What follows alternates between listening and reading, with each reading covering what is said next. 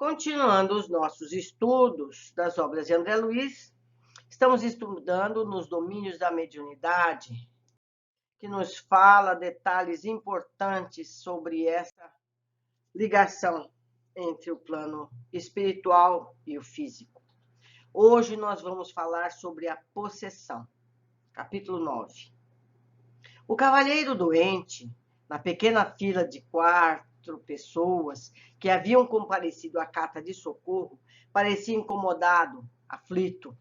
Articulava palavras que eu não conseguia registrar com clareza, quando o irmão Clementino, consultado por Aulus, disse cortês para o assistente: sim, já que o esforço se destina a estudos, permitiremos a manifestação. Percebi que o nosso orientador solicitava alguma demonstração importante. Convidados pelo instrutor, abeiramo-nos do moço enfermo que se fazia assistir por uma senhora de cabelos grisalhos, sua própria mãezinha. Atendendo às recomendações do supervisor, os guardas admitiram a passagem de uma entidade evidentemente aloucada que atravessou de chofre as linhas vibratórias de contenção, vociferando frenética. Pedro, Pedro. Parecia ter a visão centralizada no doente, porque nada mais fixava além dele, alcançando o nosso irmão encarnado. Este, de súbito, desfecha um grito agudo e cai desamparado. A velha progenitora mal teve tempo de suavizar-lhe a queda espetacular.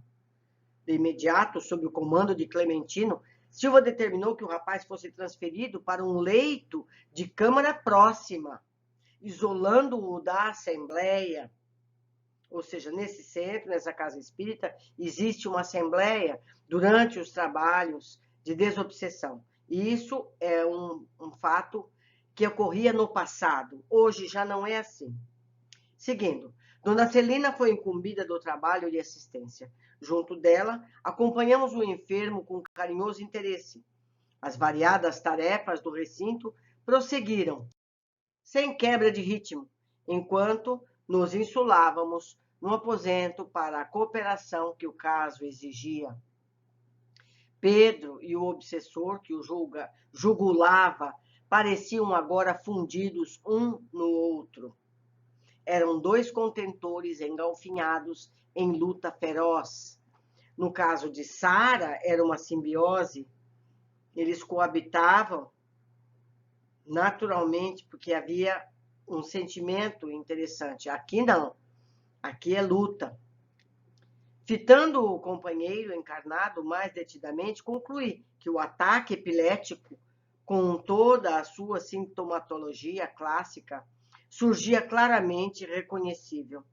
O doente trazia agora a face transfigurada por indefinível palidez, os músculos jaziam titanizados e a cabeça, exibindo os dentes cerrados, mostrava-se flexida para trás, enquanto que os braços se assemelhavam a 2 galhos de arvoredo, quando retorcidos pela tempestade. Dona Celina e a matrona afetuosa acomodaram-no na cama e dispunham-se à prece, quando a rigidez do corpo se fez sucedida de estranhas convulsões a se estenderem aos olhos que se moviam em viravoltas contínuas. É uma crise epilética que a maioria das pessoas conhece, clássica, como disse o texto. A lividez do rosto deu lugar à vermelhidão que invadiu as faces congestas. A respiração tornara-se angustiada, ao mesmo tempo que os esfíncteres se relaxavam, convertendo o enfermo em torturado, vencido. O insensível perseguidor, como se entranhara no corpo da vítima, pronunciava duras palavras que somente nós outros conseguimos assinalar, de vez que todas as funções sensoriais de Pedro se mostravam em deplorável inibição. Dona Celina, afagando o doente, pressentia a gravidade do mal e registrava a presença do visitante infeliz. Contudo, permanecia alerta de modo a manter-se valorosa em condições de auxiliá-lo. Anotei-lhe a cautela para não se apassivar, a fim de seguir por si própria todos os trâmites do socorro. Bondosa, tentou estabelecer um entendimento com o verdugo, mas em vão. O desventurado continuava gritando para os nossos ouvidos, sem acolher-lhe os apelos comovedores. Vingar-me-ei, vingar-me-ei, farei justiça por minhas próprias mãos, bradava colérico. Repreensões injuriosas apagavam-se na sombra, porquanto não conseguiam exteriorizar-se através das cordas vocais da vítima a contorcer-se. Permanecia o cavalheiro plenamente ligado ao algoz que o tomava de inopino. O córtex cerebral apresentava-se envolvido em escura massa fluídica. Reconhecíamos no moço incapacidade de qualquer domínio sobre si mesmo. Acariciando-lhe a fronte suarenta, Aulus informou compadecido. É a possessão completa ou a epilepsia essencial. Nosso amigo está inconsciente? Aventurou Hilário, entre a curiosidade e o respeito. Sim, considerado como enfermo terrestre, está, no momento, sem recursos de ligação com o cérebro carnal. Todas as células do córtex sofrem o bombardeio de emissões magnéticas de natureza tóxica. Os centromotores estão desorganizados. Todo o cerebelo está empastado de fluidos deletérios. As vias do equilíbrio aparecem completamente perturbadas. Pedro, temporariamente, não dispõe de controle para governar-se, nem de memória comum para marcar a inquietante ocorrência de que é protagonista. Isso, porém, acontece no setor da forma de matéria densa, porque em espírito está arquivando todas as particularidades da situação em que se encontra, de modo a enriquecer o patrimônio das próprias experiências. Fitei sensibilizado o quadro triste e perguntei com objetivo de estudo. De vez que nos achamos defrontados por um encarnado e por um desencarnado, jungidos um ao outro, não obstante a dolorosa condição de sofrimento em que se caracterizam, será lícito considerar o fato, sob nosso exame, como sendo um transe mediúnico? Embora ativo na tarefa assistencial, o instrutor respondeu: sim, presenciamos um ataque epilético, segundo a definição da medicina terrestre. Entretanto, somos constrangidos a identificá-lo como sendo um transe mediúnico de baixo teor, porquanto verificamos aqui a associação de duas mentes desequilibradas que se prende às teias do ódio recíproco. E fixando o par de infelizes em contorções, acrescentou: nessa aflitiva situação, achava-se Pedro, nas regiões inferiores, antes da presente reencarnação, que lhe constitui uma bênção. Por muitos anos, ele e o adversário rolaram nas zonas purgatoriais em franco duelo. Presentemente melhorou, qual ocorre em muitos processos semelhantes. Os reencontros de ambos são agora mais espaçados, dando aso a fenômeno que observamos, em razão de o rapaz ainda trazer o corpo perispirítico provisoriamente lesado em centros importantes. Ou seja, a epilepsia trouxe danos para o cérebro, danos no corpo físico. Por conta disso, existe uma facilidade para essa situação. Nesse ínterim, percebendo a dificuldade para atingir o obsessor com a palavra falada, Dona Celina, com auxílio de nosso orientador, formulou vibrante prece, implorando a compaixão divina para os infortunados companheiros que ali se digladiavam inutilmente. As frases da venerável amiga libertavam jatos de força luminescente a lhe saltarem das mãos e a envolverem em sensações de alívio os participantes do conflito. Vimos que o perseguidor, qual se houvesse aspirado alguma substância anestesiante, se desprendeu automaticamente da vítima, que repousou, enfim, num sono profundo e reparador. Guardas e socorristas conduziam o obsessor semi-adormecido, a um local de emergência. E enquanto Dona Celina ministrava um pouco da água fluidificada à genitora do enfermo, chorosa e assustadiça, retornamos à conversação cordial. Apesar da carga doentia que suporta na atualidade, devemos aceitar o nosso Pedro na categoria de um médium? Perguntou Hilário atencioso. Pela passividade, como reflete o inimigo desencarnado, será justo tê-lo nessa conta. Contudo, precisamos considerar que, antes de ser um médium, na acepção comum do termo, é um espírito endividado a redimir-se. Mas não poderá cogitar no propósito do desenvolvimento psíquico? O assistente sorriu e observou. Desenvolver, em boa sinonímia, quer dizer retirar do invólucro, fazer progredir ou produzir. Assim compreendendo, é razoável que Pedro, antes de tudo, desenvolva recursos pessoais no próprio reajuste. Não se constroem paredes sólidas em bases inseguras. Necessitará, portanto, curar-se depois disso, então, não é? Se é assim, objetou meu colega, não resultará infrutífera a sua frequência a esta casa? De modo algum. Aqui recolherá forças para refazer-se, assim como a planta raquítica encontra estímulo para a sua restauração no adubo que lhe oferecem. Dia a dia, ao contato de amigos orientados pelo Evangelho, ele e o desafeto incorporarão abençoados valores em matéria de compreensão e serviço, modificando gradativamente o campo de elaboração das forças mentais. Sobrevirá, então, um aperfeiçoamento de individualidades, a fim de que a fonte mediúnica surja, mais tarde, tão cristalina quanto desejamos. Salutares e renovadores pensamentos, assimilados pela dupla de sofredores em foco, expressam melhoria e recuperação para ambos, porque na imantação recíproca em que se vêem, as ideias de um reagem sobre o outro, determinando alterações radicais. Como eu não marquei de amarelo, eu faço o comentário aqui. É preciso que as pessoas que chegam ao centro espírita nessas condições de possessão, por si só algum tipo de mediunidade tem, devem ter uma educação sobre o mecanismo espiritual, precisam melhorar o seu padrão de amor, de entendimento, de fraternidade, e para isso precisam frequentar a casa espírita, não é verdade? É preciso que aqueles que levam o socorro possam também estimular essa frequência.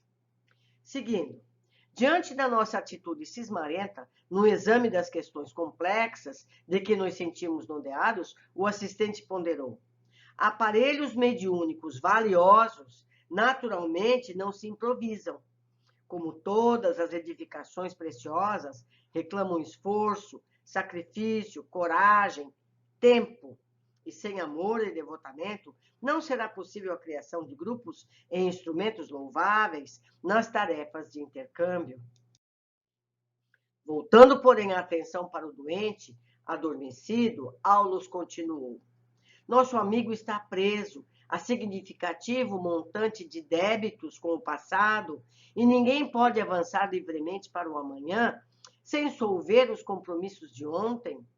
Por esse motivo, Pedro traz consigo aflitiva mediunidade de provação. É da lei que ninguém se emancipe sem pagar o que deve.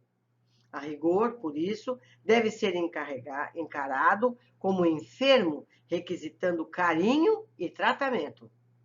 Em seguida, como se quisesse recolher dados informativos para completar a lição, tocou a fronte de Pedro, auscultando-a demoradamente. Decorridos alguns instantes de silêncio, informou: a luta vem de muito longe.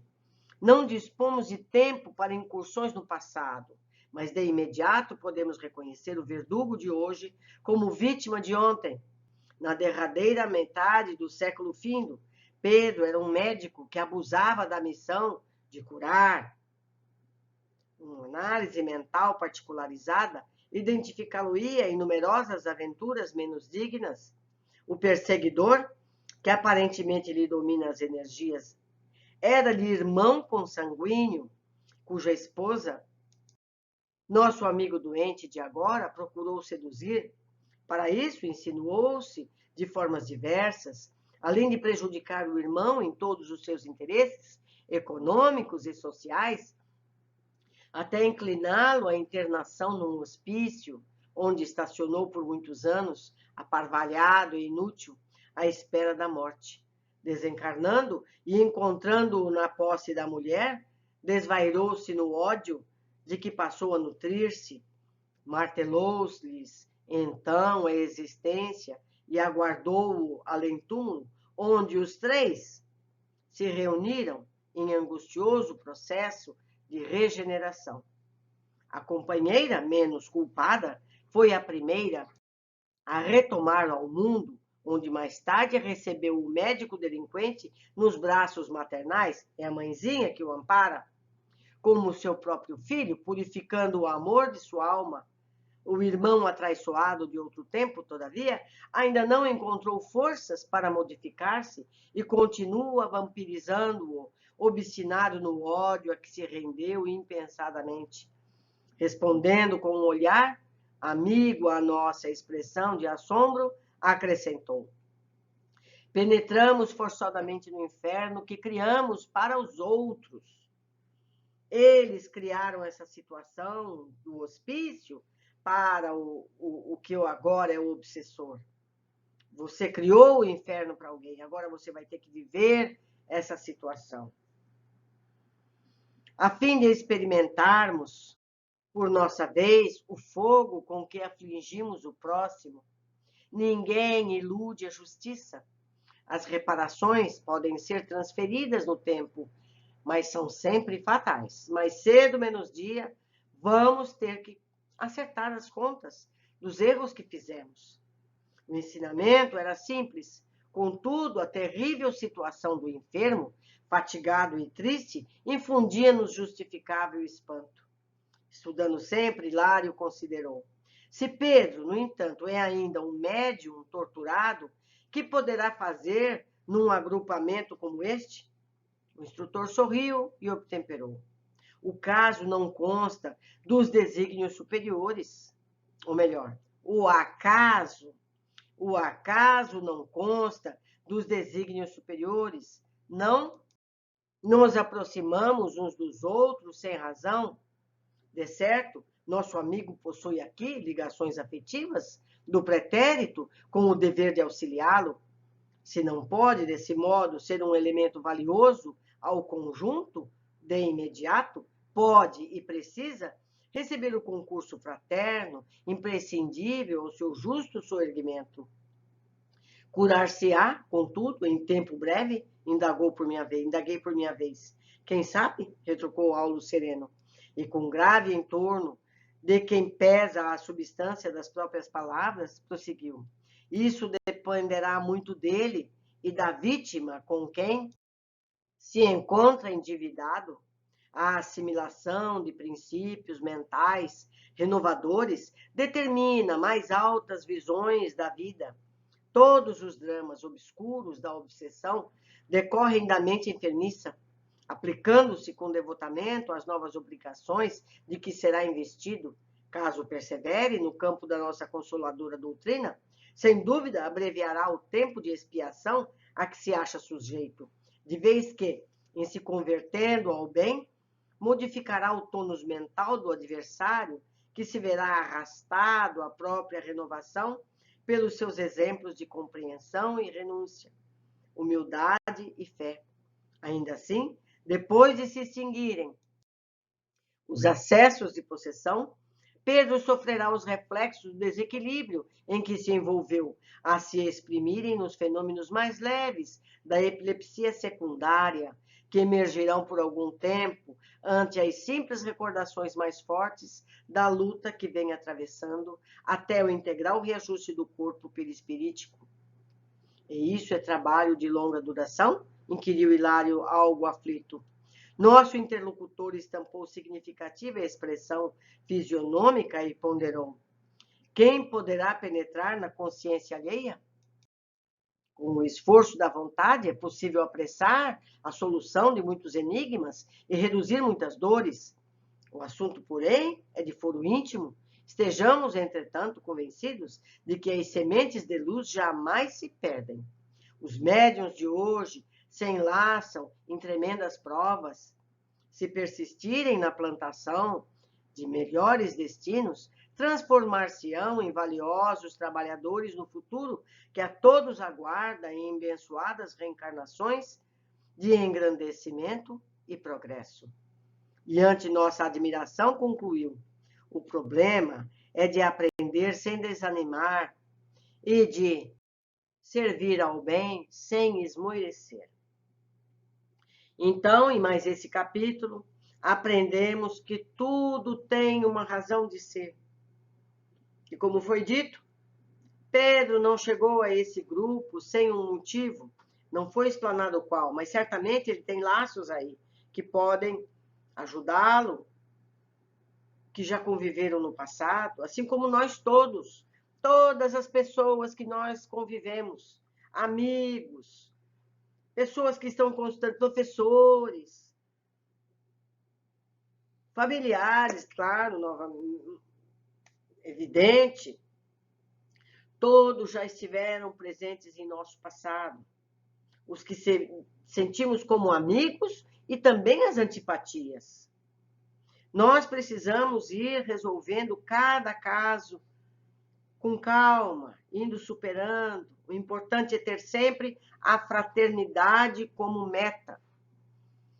É difícil, mas todos chegaremos lá, isso é certeza, porque a evolução é inexorável, ninguém segura a evolução. Mas vamos aos comentários.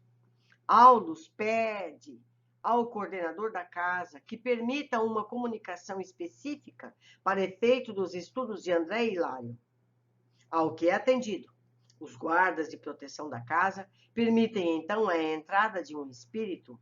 Os guardas admitiram a passagem de uma entidade evidentemente aloucada, que atravessou de chofre as linhas vibratórias de contenção, vociferando frenética: Pedro, Pedro.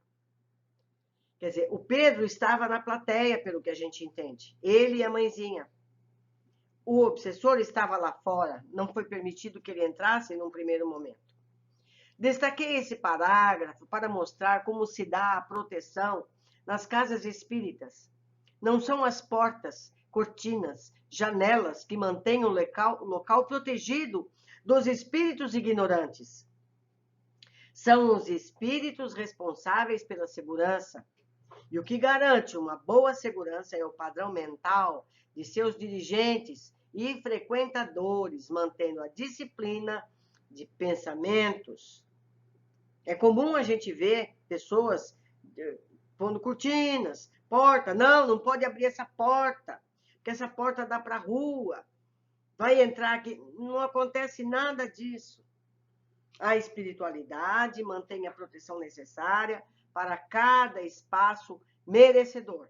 E os que não forem merecedores, não adianta a porta, que os espíritos vão passar através dela. Quer dizer, a porta física não serve para nada que não seja encarnado. É bom que se tenha isso em conhecimento. Continuando. O rapaz, que já apresentava triste figura, é tomado pelo espírito e o rapaz passa a ter, pela visão médica, como um ataque epilético.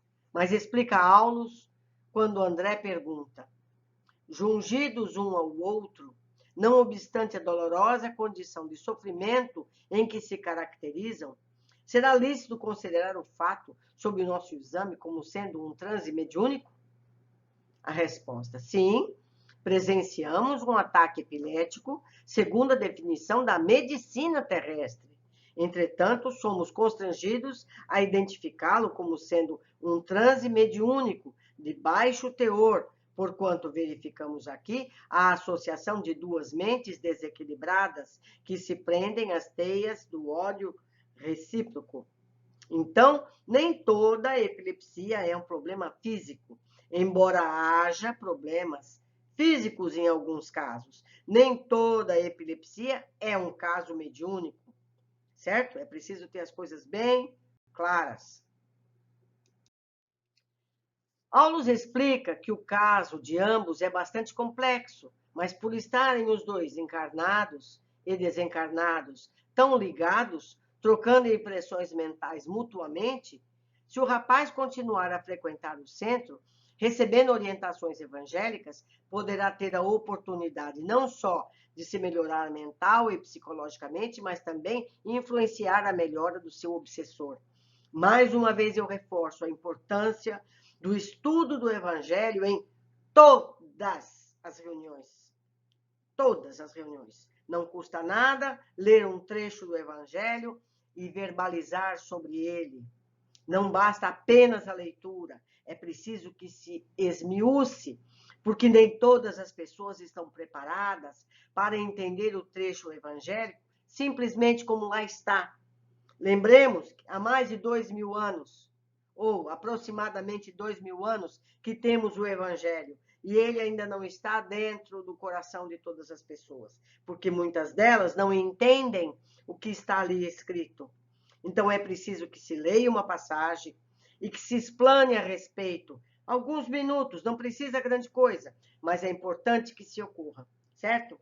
Deixo mais uma vez o meu e-mail, o meu Facebook. Eu espero o comentário de vocês para que eu também possa aproveitar mais do que eu mesma trouxe, porque vocês certamente vão encontrar passagens que eu não esclareci ou que comentei equivocadamente. Espero todos vocês no próximo capítulo com muito carinho.